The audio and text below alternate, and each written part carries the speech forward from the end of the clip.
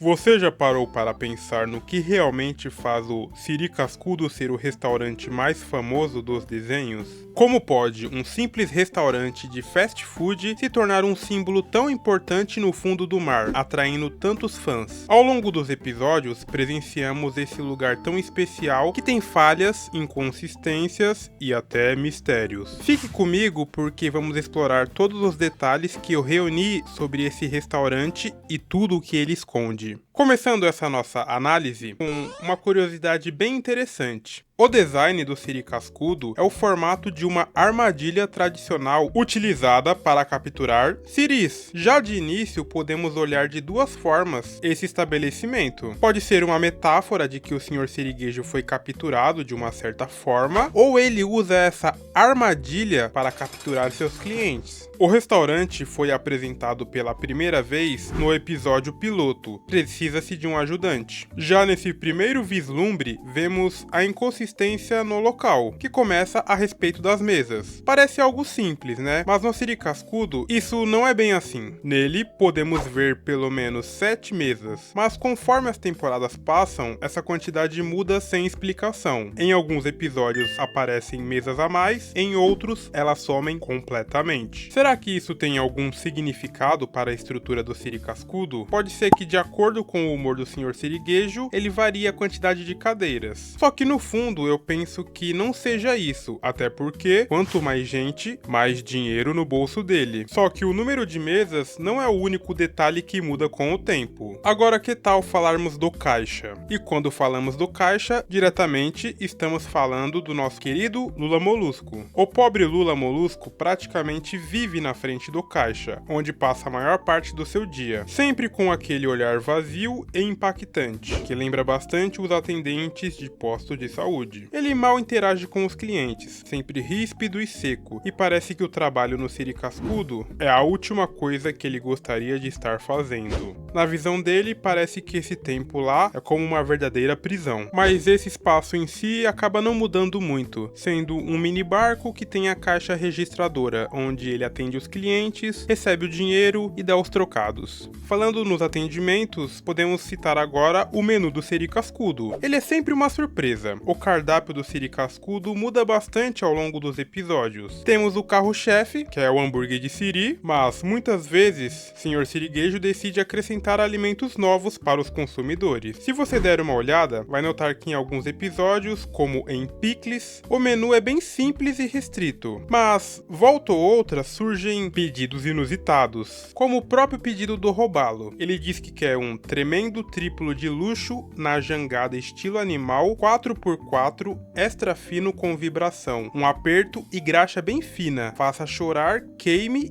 e deixe nadar. Esse aí tava com fome. Ou, por exemplo, quando eles lançam o hambúrguer secreto, que tem um aspecto autêntico e é de autoria de Sandy, mas que no fim não tem um resultado muito bom para quem experimentou. Com isso, surge uma dúvida. Como o Sr. Siriguejo consegue manter os preços tão baixos, mesmo com tantos pratos e mudanças no menu? Isso é bem curioso, porque ele é conhecido por ser mega ganancioso e só ter o dinheiro em mente. Mas os preços oferecidos por ele são bem acessíveis para alguém que domina o ramo alimentício da fenda do biquíni. Em O Retorno do Sr. Siriguejo, vemos o Sr. Siriguejo agindo de forma ainda mais gananciosa. O Siri Cascudo tem uma máquina de refrigerante. Curioso, né? No episódio, vemos o Sr. Siriguejo pegando a bebida de um cliente para colocar de volta na máquina, mas a máquina nunca mais aparece nos episódios seguintes. O que aconteceu com essa máquina? Será que o Sr. Siriguejo cortou os custos por completo ou ela simplesmente desapareceu? E não é só isso. Voltando novamente para o episódio do hambúrguer secreto, vemos que para chegar até essa fórmula, o Sr. Siriguejo fez um belo investimento, contratando uma cientista e disponibilizando os equipamentos necessários para fazer seus experimentos. E o que dizer do bar de saladas? É isso mesmo que você ouviu. O Siri Cascudo tem um bar de saladas, mas ele aparece apenas no episódio Choque Cultural, da primeira temporada. Depois disso, ele nunca mais foi visto, chegando apenas a ser mencionado no episódio Novos Ares, que tem uma citação breve, mas não dando as caras. Agora, se você realmente quer um mistério, vamos falar sobre a cozinha do Siri Cascudo. O que acontece com a chapa? Em alguns episódios ela está localizada na frente da janela que separa a cozinha do restaurante, bem próximo próximo para Lula dar os pedidos, permitindo que Bob Esponja possa fritar os hambúrgueres enquanto fica de olho em Lula Molusco. Porém, em outros episódios, a chapa é movida, ficando na parte de trás do restaurante. E no episódio Os Seus Sapatos Estão Desamarrados, vemos essa mudança também na frente. Quem será que é o responsável por todas essas mudanças? E continuando o papo de inconsistências, vamos falar sobre o Freezer. No episódio SB-129 da temporada 1, ele está na parte de trás, onde Lula Molusco acaba se trancando sem querer. Mas, em episódios como O Cozinheiro Original, da temporada 5, ele aparece em outro canto, mais afastado. No episódio Siri de Quarentena, o Freezer aparece na parte de trás, mas em uma posição totalmente diferente. E o reservatório de molho tártaro? Em Enterrados no Tempo, Bob Esponja avisa que depois de 50 anos, o reservatório de molho tártaro se esvaziou. Depois disso, ele é reutilizado como uma cápsula do tempo. Essa foi a única vez que vemos esse objeto, e depois nunca mais vimos nada do tipo no ambiente. Aparentemente, ele não teve nenhum substituto. Isso mostra que a cozinha realmente parece estar em um estado constante de mudança, e é difícil entender onde as coisas realmente ficam. Além da porta da cozinha, temos outras duas portas. Uma é destinada aos banheiros. Aqui parece que eles sempre dão um talento e nunca deixam sujos. Nele tem um aviso para não esquecer de lavar as mãos. Além disso, na outra porta temos um escritório do dono. Um detalhe interessante sobre o escritório do Sr. Sirigueijo é que ele possui uma porta secreta, mas não tão secreta. Essa porta é destinada para ele ir diretamente para a cozinha do restaurante. Outra curiosidade que vemos dentro do ambiente é que ele possui um chuveiro de dinheiro, fora os seus objetos pessoais. Além da mesa do chefe, aqui temos o cofre com a fórmula secreta do hambúrguer de Siri, um elemento importante para todo esse ecossistema. No episódio Entrando numa Fria da sexta temporada, o grupo fica preso no freezer e decide subir até a ventilação para andar e poder encontrar uma saída, mas eles acabam parando em um espaço curioso e bizarro. Nele temos diversos monitores que aparentemente acompanham os habitantes da Fenda do Biquíni em seus comportamentos diários. O que o Sr. Sirigueijo faz aqui? Se você tiver a curiosidade em se aprofundar nisso, ao terminar esse vídeo, vá no primeiro vídeo do nosso canal. Nele eu fiz uma teoria sobre essa descoberta. Em A Criatura do Hambúrguer de Siri, vemos o Siri cascudo com um elevador dentro do freezer. Esse elevador secreto leva personagens até o laboratório onde Sandy permanece fazendo seus experimentos. Bizarro ele guardar esses segredos de experimentos e vigiar a todos. Seu jeito de olhar para o Sr. Sirigueijo deve ter mudado depois disso. Agora, fugindo rapidamente desse contexto de mistérios, que tal quando ele lança um drive-thru? Inovando, agora os clientes podem fazer seus pedidos sem sair do carro. Durante o episódio, o Sr. Sirigueijo comenta sobre a crescente demanda de jovens que estão sempre com pressa e não têm tempo para se sentar e comer. Mas o drive-thru não é a única novidade no restaurante. Também vemos um depósito no Siri cascudo, como em Acidentes Acontecem, da 8ª temporada, que parece estar conectado à cozinha, mas o interessante é que ele traz mais portas para o restaurante. Essas portas, como em Farpas, levam para fora. E vemos Patrick, essas mesmas portas em outros episódios acabam simplesmente desaparecendo, sem dar nenhuma explicação. No episódio Achados e Perdidos da temporada 10, vemos algo ainda mais impressionante. Uma escada que leva a uma enorme área subterrânea de achados e perdidos. Nesse espaço estão armazenados itens esquecidos e até algumas figuras bem curiosas, como pessoas vivas. Isso é porque eu queria acabar com o tom de mistério, mas o que será que ele está escondendo aqui dentro? Podemos fazer algumas menções honrosas. No episódio A Venda, o Sr. Sirigueijo vende seu amado restaurante, e o novo dono muda tudo. O restaurante fica irreconhecível para quem acompanha desde sempre, se tornando um bar de esportes com uma cultura mega autoritária. Em outro fato legal é o do filme de Bob Esponja, em que o Sr. Sirigueijo lança seu segundo restaurante, explorando o formato de franquia, mas só temos esse vislumbre de inauguração. Fora isso, não é citado mais sobre esse projeto de expansão. O Siri cascudo é um dos maiores símbolos da Fenda do Biquíni. Por fora, parece um restaurante simples, mas por dentro há camadas e mais camadas de inconsistências, segredos e até surpresas, o que nos revela que este restaurante não é só um lugar onde se serve comida, ele acaba sendo um reflexo do modo de visão do empresário Eugênio Sirigueijo. Agora eu quero saber a sua opinião. Qual outro cômodo ou casa da Fenda do Biquíni você gostaria de explorar? Deixe seu comentário abaixo e vamos conversar sobre isso. Recentemente eu fiz a análise sobre a inconsistente casa de Patrick Estrela. Deem uma olhada. Se gostou desse conteúdo, não se esqueça de curtir e se inscrever para não perder os próximos vídeos. Até o próximo, nos vemos lá.